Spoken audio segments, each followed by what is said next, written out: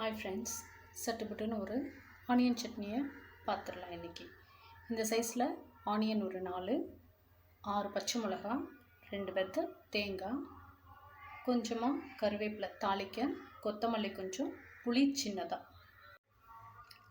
ஸ்டவ்வை பற்ற வச்சுட்டு கடாய் வச்சுட்டு அதில் எண்ணெய் ஊற்றிக்கோங்க. எண்ணெய் நல்லா காஞ்சதுக்கப்புறமா கட் பண்ணி வச்சுருக்க 4 வெங்காயம் போடுங்க.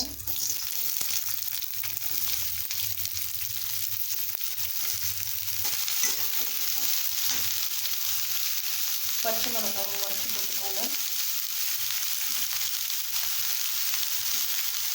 ஸ்டவ்வை கொஞ்சம் மீடியமில் வச்சுக்கோங்க.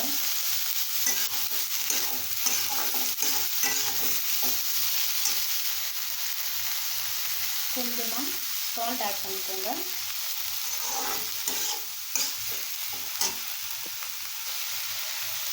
பாருங்கள், இது கொஞ்சம் வதங்கிருக்கு. இன்னும் கொஞ்சம் நேரம் இதை நல்லா வதக்கணும். இப்போ பாருங்கள்,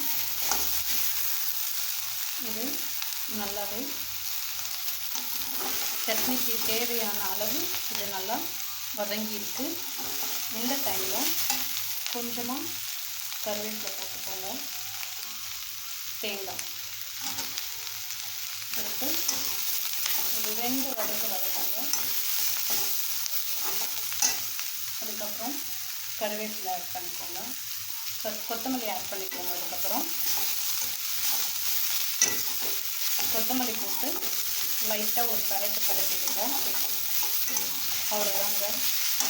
இந்த புளி ஒரு சின்ன துண்டு புளியும் போட்டாச்சு.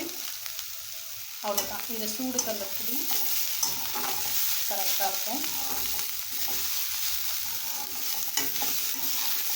அவ்வளோதாங்க.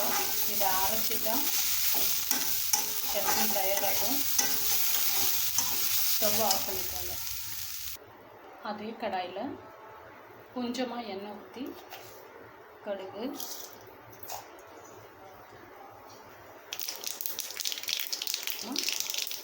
கருவேப்பிலை, உப்பு போட்டுக்கோங்க. சட்னி அரைக்கும் போது தேவையான அளவுக்கு உப்பு போட்டுக்கோங்க.